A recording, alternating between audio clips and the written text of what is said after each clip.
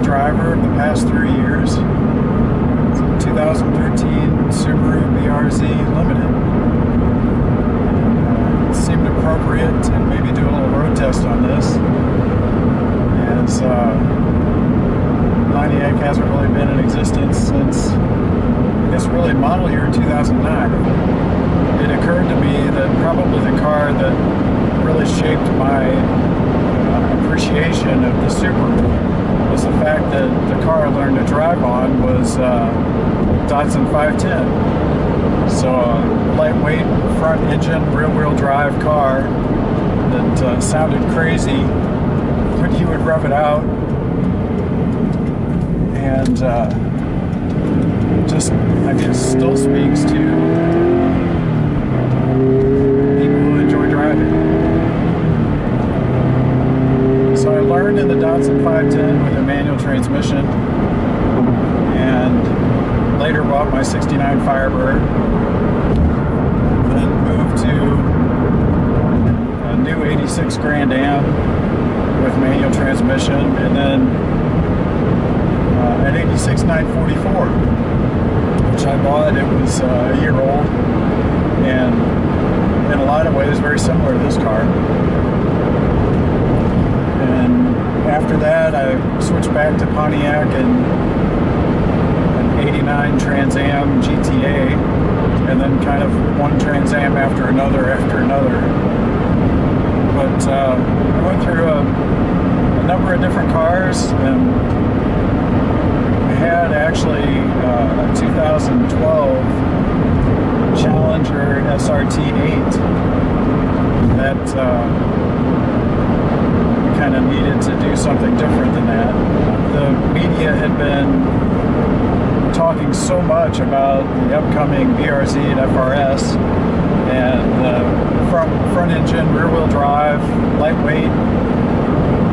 So at the time I was looking for something that was in the mid 20,000 range, and so these seemed to fit the bill. So I went and looked at actually the FRS first, and just loved it. They had a red one on the floor and sat in it, and I loved the seating position and pretty much everything about that car.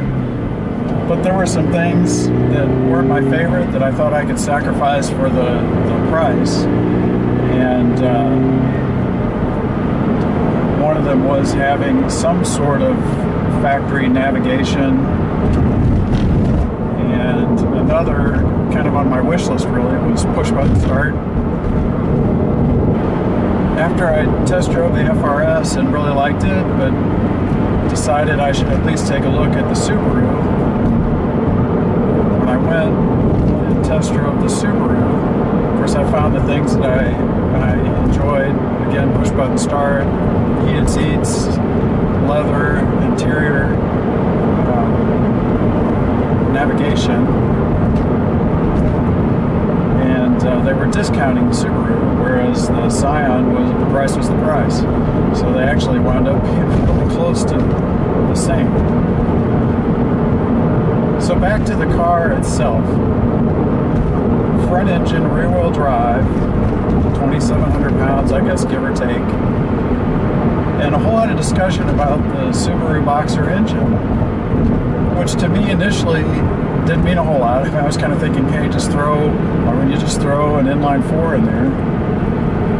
But as I was researching the car more and more, the desire on the part of the engineers was to get an engine that could be as low in the chassis as possible and as far back as possible, and then also keep the center of gravity of the car as low as possible, which is, I recall, is something similar to, if not a little better than, a Cayman.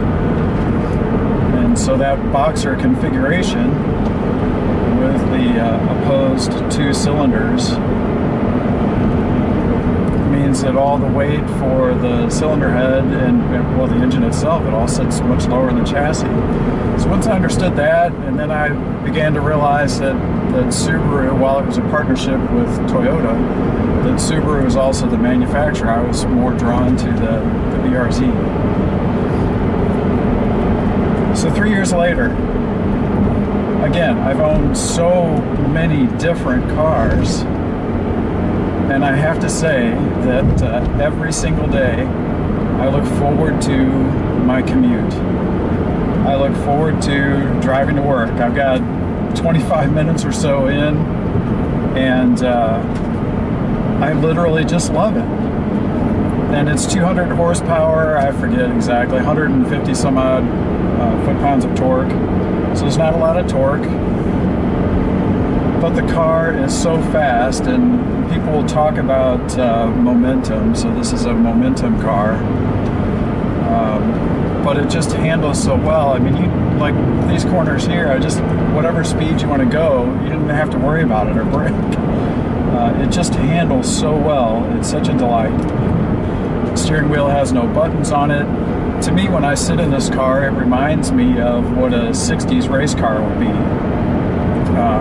Even Ford GT or something like that, it's got toggle switches down here for some of the controls, and just the appearance of it, just an older GT car. Spiritual cousin to 240Z. So the drawback, and what everyone talks about, it doesn't have a ton of horsepower. It does not have a turbo. So it's a normally aspirated four-cylinder. Well, obviously it's not going to win any stoplight races. And really, I mean, that's the complaint. You know, to me, it's plenty quick. The nice thing is you can get crazy with it. So we'll go up to it, 7,000, maybe a red line there.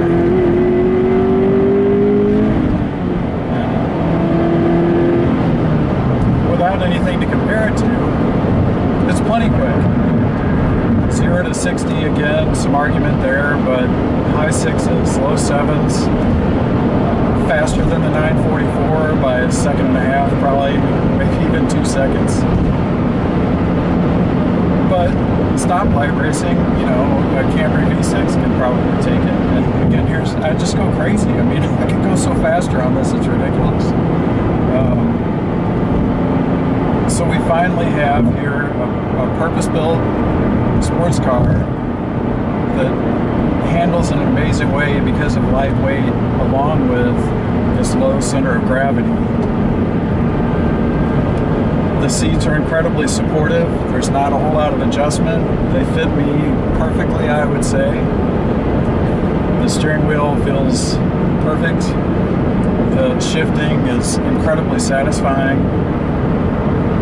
The appearance of the car, it has a little bit of Corvette to the front fenders from the driver's seat. The footwells are as wide as they can possibly be. A lot of smaller cars, they'll push your feet into a little tiny sort of a triangle.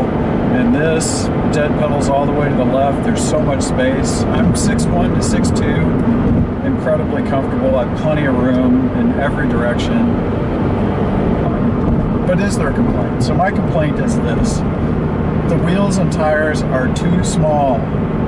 They look so ridiculous. When I read reviews, and people talk about how they kind of failed on the styling, and I completely disagree. I think the problem is that just like great wheels can make an average car look amazing, that terrible wheels can make a good-looking car look bad. Go test drive one. That's my recommendation.